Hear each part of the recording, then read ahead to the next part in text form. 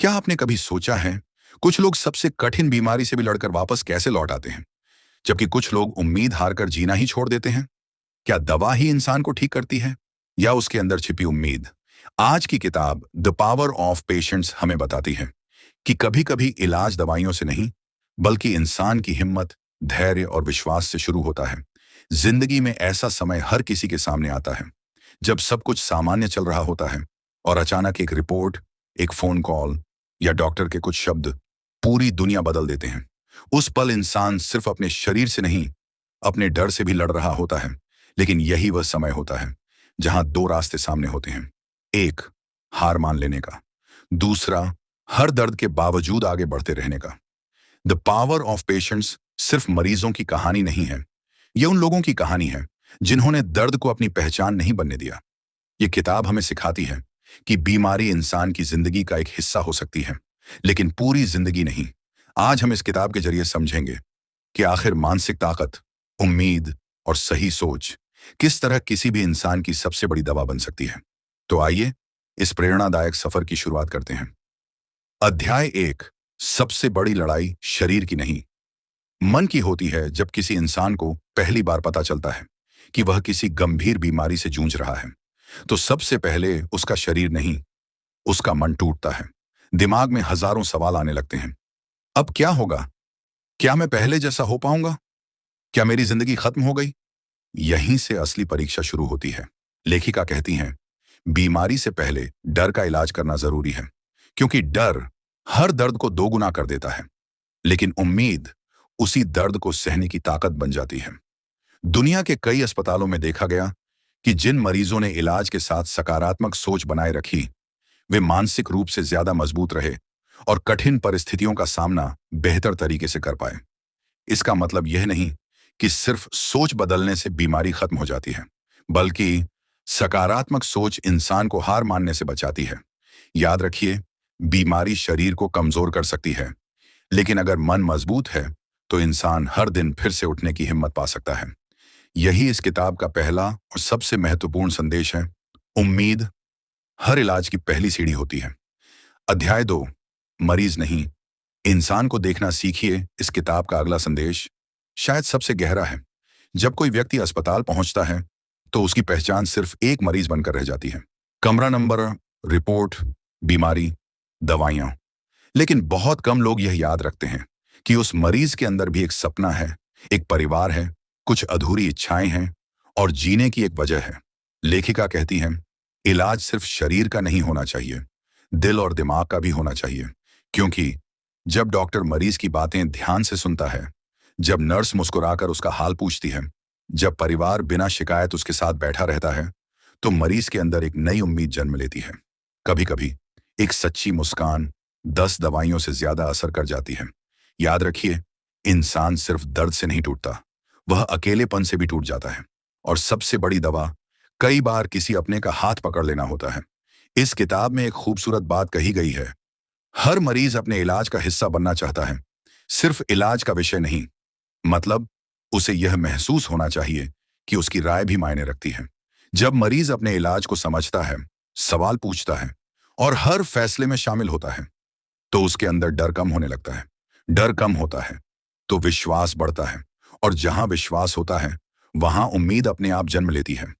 यही कारण है कि अच्छे डॉक्टर सिर्फ दवा नहीं लिखते, वे भरोसा भी देते हैं। और अच्छे परिवार सिर्फ सेवा नहीं करते, वे जीने की वजह भी बन जाते हैं। इस अध्याय का सबसे बड़ा संदेश यही है, हर मरीज के पीछे एक पूरी कहानी छिपी होती है। अगर हम उसकी बीमारी नहीं, उसकी इंसानियत को देखना सीख जाए, तो शायद दुनिया का हर अस्पताल थोड़ा और मानवीय बन सकता है। अध्याय 3। उम्मीद वह ताकत है जिसे कोई बीमारी नहीं हरा सकती।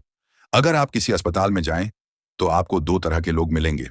पहले, जो हर रिपोर्ट के साथ टूटते जाते हैं, और दूसरे, जो हर रिपोर्ट के बाद भी मुस्कुराने की वजह ढूंढ लेते हैं। फर्क बीमारी का नहीं होता, फर्क सोच का होता है। इस किताब में बताया गया है कि उम्मीद कोई झूठी तसल्ली नहीं है। उम्मीद अपने आप से किया गया वह वादा है जो कहता है, आज मुश्किल है लेकिन मैं हार नहीं मानूंगा। यही सोच इंसान को हर सुबह उठने की ताकत देती है। लेखिका कहती हैं, जब मरीज अपने भविष्य की कल्पना करना बंद कर देता है, तो उसका वर्तमान भी कमजोर होने लगता है।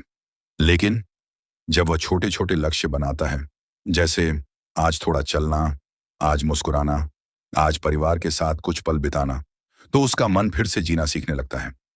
यही छोटे कदम धीरे धीरे बड़ी जीत में बदल जाते हैं। एक और महत्वपूर्ण बात, दर्द हमेशा दिखाई नहीं देता। कई मरीज बाहर से बिल्कुल सामान्य दिखते हैं, लेकिन अंदर से वे हर दिन एक ऐसी लड़ाई लड़ रहे होते हैं जिसे कोई और देख नहीं सकता। इसलिए किसी के चेहरे को देखकर उसकी ताकत या कमजोरी का फैसला मत कीजिए।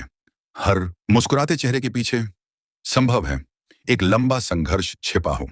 इस किताब का एक और सुंदर संदेश है, उम्मीद संक्रामक होती है। अगर परिवार का एक सदस्य भी सकारात्मक रहता है तो उसका असर पूरे माहौल पर पड़ता है। मरीज अकेला महसूस नहीं करता। उसे लगता है कि यह लड़ाई सिर्फ उसकी नहीं, पूरे परिवार की है। और जब इंसान अकेला महसूस नहीं करता तो उसका डर आधा हो जाता है।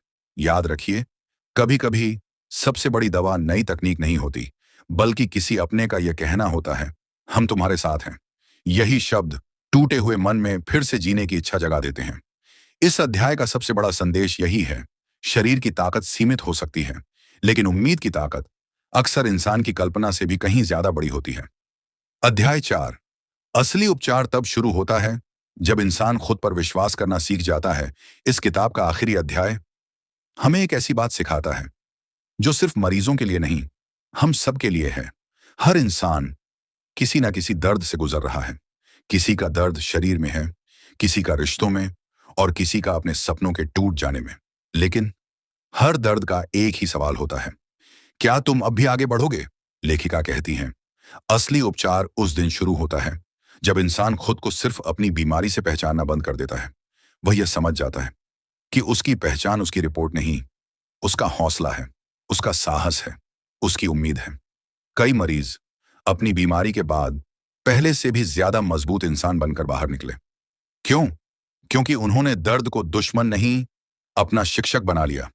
उन्होंने सीखा कि हर दिन की कीमत क्या होती है, हर सांस कितनी अनमोल होती है, और अपने लोगों का साथ कितना बड़ा उपहार होता है। यही इस किताब का सबसे सुंदर संदेश है।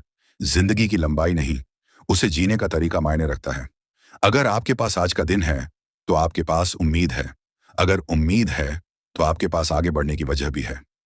याद रखिए, कोई भी डॉक्टर, कोई भी दवा और कोई भी मशीन तब तक पूरी ताकत से काम नहीं कर सकती जब तक मरीज खुद जीने का फैसला ना करे।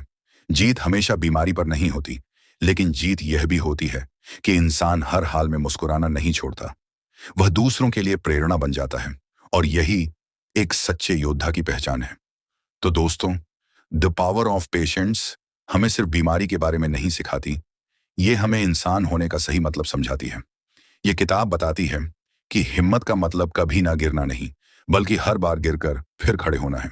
उम्मीद का मतलब यह नहीं कि रास्ता आसान होगा। उम्मीद का मतलब है कि चाहे रास्ता कितना भी कठिन हो, हम चलना नहीं छोड़ेंगे। अगर आज की इस किताब से आपको एक भी सीख मिली हो, तो उसे सिर्फ याद मत रखिए, उसे अपनी जिंदगी में उतारिए। क्योंकि सबसे बड़ी ताकत हमारे शरीर में नहीं, हमारे मन में होती है। और जब मन जीत जाता है तो इंसान हर मुश्किल से लड़ने की ताकत पा लेता है। मिलते हैं अगली किताब के साथ, एक नई सोच, एक नई सीख और एक ऐसी कहानी के साथ जो आपकी जिंदगी को एक नया नजरिया दे सके।